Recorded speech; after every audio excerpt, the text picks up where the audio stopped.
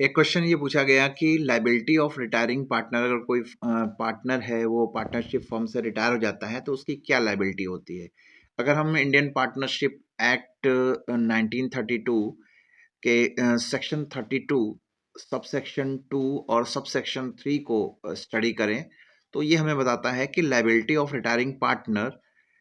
For the act before retirement and subsection 3 बताता है कि liability of retiring partner after retirement क्या liability होगी। सबसे पहले सेक्शन 32 सबसेक्शन 2 की बात करें तो retiring partners liable for the act of the firm to the date of his retirement means कि जिस डेट तक वो रिटायरमेंट नहीं लेता है या जिस डेट को लास्ट डे ऑफ वर्किंग होगा या जिस डेट को वो फर्म से रिटायर होता है उस डेट तक की सारी एक्टिविटीज़ के लिए जो कि थर्ड पार्टी या फर्म के लिए उसकी जो एक्टिविटीज़ है वो उन सारी लाइबिलिटीज़ के लिए रिलायबल होगा, लाइबल होगा।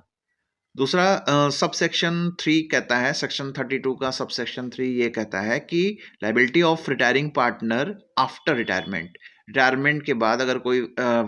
जो भी पार्टनर है वो फर्म से रिटायर हो चुका है लेकिन उसकी क्या लायबिलिटी होगी, उसकी ये लायबिलिटी होगी जब तक वो एक पब्लिक नोटिस जारी नहीं कर देता कि वो उस फर्म से रिटायर हो चुका है, तब तक वो उस फर्म और जो थर्ड पार्टी है या जो भी उसकी लायबिलिटीज़ हैं उसके लिए वो लायबल होगा। इसलिए उस रिटायरमेंट के बाद या उसको एक पब्लिक नोटिस जारी करनी होगी जिसके ज़रिए से वो ये पब्लिक में ये डिक्लेयर करेगा कि अब वो कंसर्न फर्म से का मेंबर नहीं है या पार्टनर नहीं है और इस तरह से वो अपनी लायबिलिटी से